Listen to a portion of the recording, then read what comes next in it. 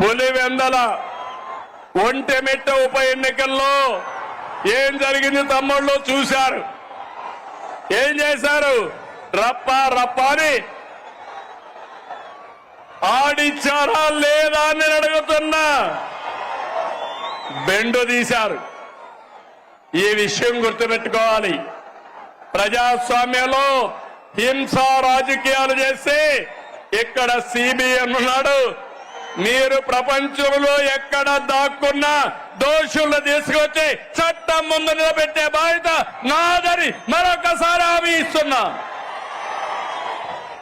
తమ్ముళ్ళు, వైసీపీ నాయకుడిది ధృతరాష్ట్ర కౌగిలి.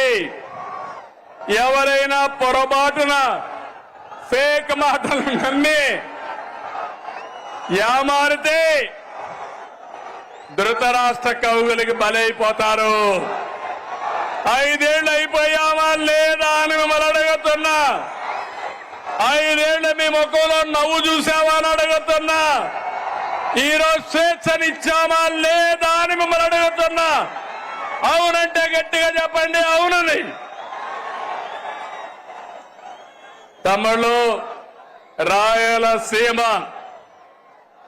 తెలుగుదేశం ఆవిర్భావంతోనే సీమ ప్రజల జీవితాల్లో మార్పు వచ్చింది.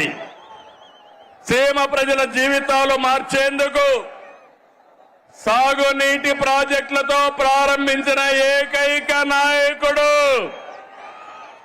ఎవరు తమ్ముడు అని అడుగుతున్నా. నందమూరి తారక రామారావు గారు. అవునా కాదా? అవును అంటే గట్టిగా చప్పట్లు కూడా చెప్పండి అవునని.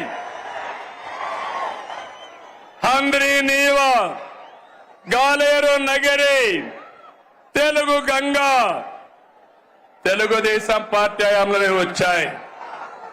సీమ పల్లెల్లో ఫ్యాంక్షన్ అంతం చేసిన, సీమకు నీళ్లు ఇచ్చిన ఆ ఘనత మనదే.